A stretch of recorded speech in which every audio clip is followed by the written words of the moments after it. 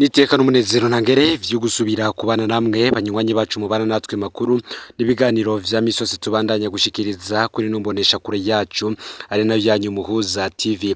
Uyu mwaka tugiye kubageza kamakuru ibiriko biravugwa bigezwe ko muri kano kanya nga mu gihugu c'u Burundi ndetse no mu gihugu kibanyi c'u Rwanda, aho ari amakuru tuzagugaruka hanini ko yariko aravugwa mu gisata ca politike ariko gihura n'igisata c'umutekano. Ni mu gihe uyu mwaka watanguye ibintu vyifashe nabi hagati y'ibihugu vyompi, buri gihugu cipanga mu gukingira imbibe zacu n'abene gihugu bacu, yoba ku ruhande rw'igihugu c'u Rwanda ndetse no ku ruhande rw'igihugu c'u Burundi. Bose buri umwe akaba yaratangaje ingene yiteguriye intambara yoturuka ku mwansi wiwe. Mu majambo yigeze gutangazwa n'umushikiranganje mu vyajejwe harimwo umutekano mu gihugu c'u Burundi Biremejwe Mutabazi ubwiwe yivuge yuko barungitse abasirikare kumbibe zose iki gihugu gihana n'igihugu c'u Rwanda, mu gihe Paul Kagame wewe mu nama yakoraniyemwo bose yoba aba diaspora abanyarwanda baba hanze y'igihugu c'u Rwanda ndetse n'ababa mu Rwanda abikorera utwabo nabo mu gisata c'umutekano yatangaje yuko uzohirahira akarenga imbibe z'u Rwanda akavogera imbibe z'iki gihugu azokwibonera ko. Bamwe bati gukina na Kagame no gukina n'umuriro, abandi nabo bati igihugu c'u Burundi cariteguriye intambara kuva kera kuko vyakozwe n'abategetsi bazi ivyo bakora. Gusa n'ubundi mu mitwe y'abene gihugu ikibazo kiguma kigarukana ica kibazo kimwe, bati abasirikare barongeswe mu gihugu ca Kongo boba baramaze gushika kuki, atari uko barasaba gapfirayo abandi bagashorwayo, abanse kuja bagapfungirwa mwiperereza ndetse no mu mabohero atandukanye bakubitwa ijoro n'umurango nk'abandi bose bagiye mu butumwa bwo kugarukana amahoro mu bihugu bitandukanye nko mu gihugu ca Somalia mu murwi AMISOM. Tubigaruke ko neza ibihugu vyompi biripanze ku mbibe z'igihugu c'u Rwanda, abasirikare b'u Rwanda bameze magabo, ku mbibe z'igihugu c'u Burundi abasirikare b'u Burundi bameze magabo, cane hamwe bavuga ko ingwano ishobora kwaduka biciye mu ishamba kibira. Kuri ubu rero hari biriko biravugwa k'abasirikare b'u Burundi n'ubundi bariko barungikwa mu gihugu ca Republika Iharanira Rusange ya Kongo. Ni mu gihe bamwe mu bajejwe ibibazo vy'umutekano begereye President Ndayishimiye bama bamuhanura ko ikibazo c'u Rwanda n'igihugu c'u Burundi bafitaniye ari ikibazo ca politiki kitakagiyemwo abene gihugu canke se abasirikare.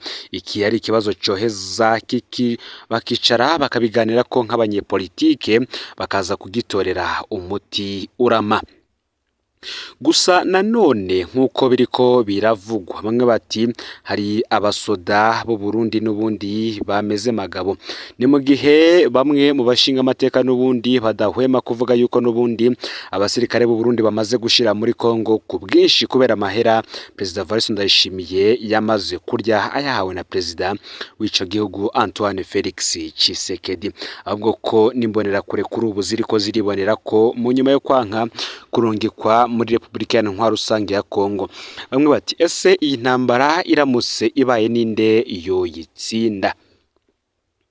Mu makuru dufise kuri ubu avuga yuko yoba muri eta majoro hariko haraba amanama ijoro n'umurango. Aya yose akaba ari amanama yiga kukungene abasoda basigaye mu gihugu bagiye kurungikwa kumbibe bagakorerwayo amakambi, abandi n'ubundi bagatuzwa mu makambi n'ubundi yegereye ahana imbibe n'igihugu c'u Rwanda yegereye umupaka. Ni mu gihe bamwe n'ubundi babandanya bavuga yuko n'ubundi President Ndayishimiye yishoye mu ntambara n'iki gihugu c'u Rwanda n'ubundi ariko aragwana no muri Republika Iharanira Rusange ya Kongo bishobora kugira ingaruka mbi ku gihugu canke se ngo mu gihe yo kwifata agatera. Tubibutse ko imigambwe irongoye muri ibi bihugu vyompi yoba umugambwe FDNB urongoye mu gihugu c'u ndetse n'umugambwe FPR urongoye mu gihugu c'u Rwanda, aba bose n'ubundi baciye mw'ishamba. Aba ni abantu bazi ingene intambara irwanwa. ni abantu bazi ico gutera ndetse n'igisiguro gihambaye c'intambara, bazi ivyo ibihugu bihombera mu ntambara, bazi ingene abanyagihugu bagirwa impunzi n'intambara, kandi bazi iyi migambwe yose irazi ingene intambara zizingamika ubutunzi bw'igihugu.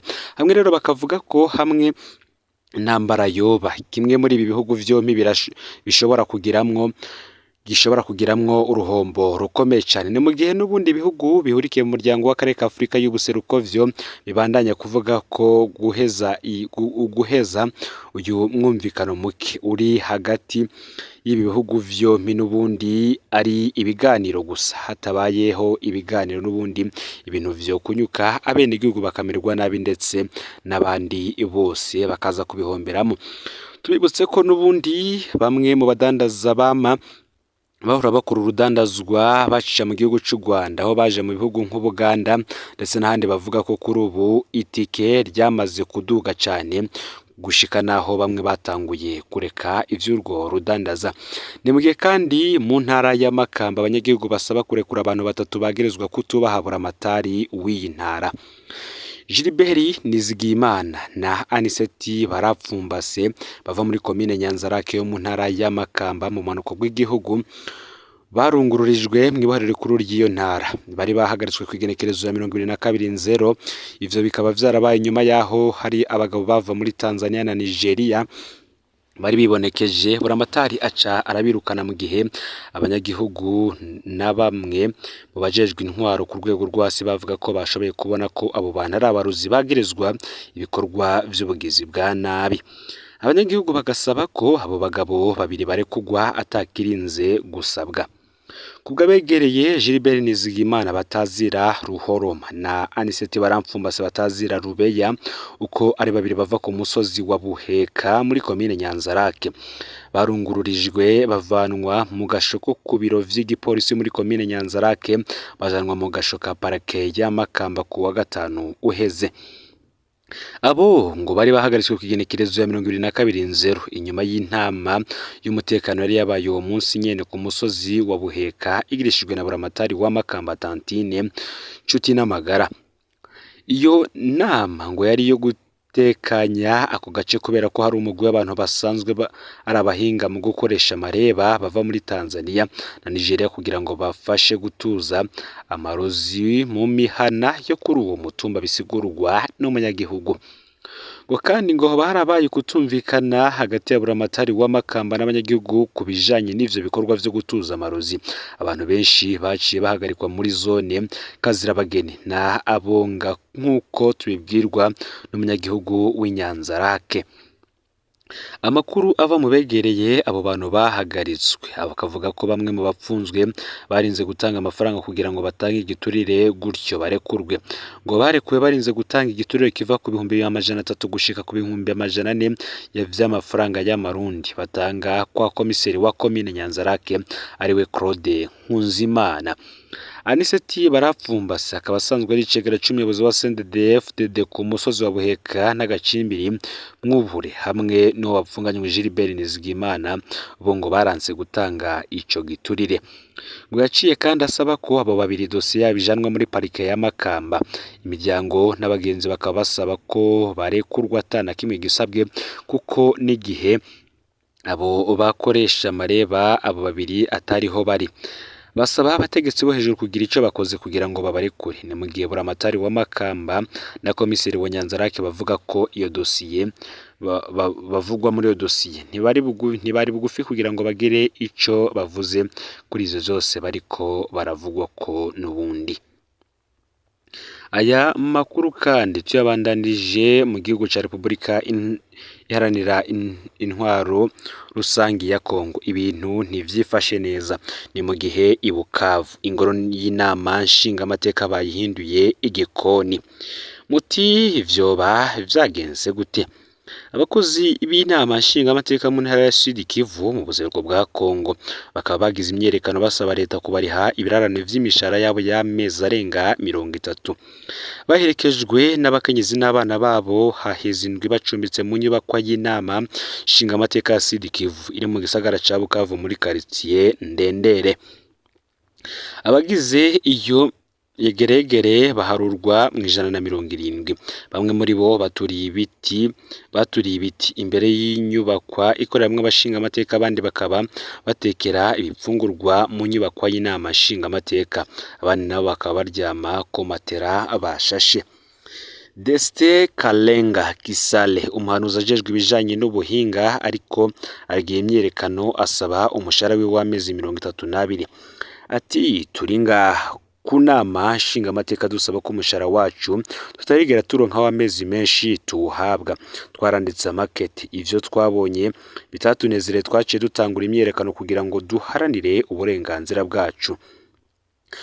Umushahara dusaba ni umushahara w'amezi 20 mu ntara hamwe n'amezi 12 ikinshasa, akaba ariko avuga. Abo bakozi bakaba bari mu myerekano mu ntara Sud Kivu, berekana ko mu mwaka uheze w'2023 atakindi baronse atari umushahara wa nyakanga bivuye ku kutumvikana mu ntara Nord Kivu.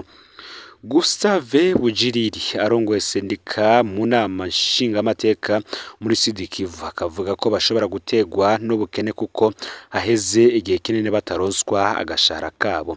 Bati ntidushobora kuriha amafaranga y'ishure y'abana bacu, biratugora kubavuza, ntitugishobora kubagurira ivyo bafungura. Nico gituma dusaba leta n'umukuru w'igihugu cacu kuturiha imishahara yacu kuko n'ubundi twakoze. Ni mu gihe umuvugizi w'intara ya Sud Kivu Typson Indumbu yemeza ko urwo rwego hatamushara n'umwe ruheraniye abo bagize imyerekano kuko kubwiwe ngo ntibahembwa niyo ntara.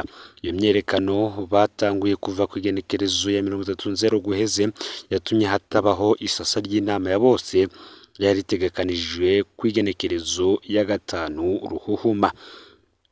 Aya niyo makuru yaragezwe ko muri kano kanya. Vyonde subscribe canke sabone niba utari wafyonda ko kugira ngo utojucikanwa nayo dushikiriza, usangize kandi no makuru bagenzawe kugira ngo aho bari hose batuja bacikanwa niba biriko biravugwa bigezwe ko ngaha mu gihugu c'u Burundi, hanze y'imbezi igihugu c'u Burundi ndetse no makungu ya kure. No Mpuza TV, Imana ibahezagire.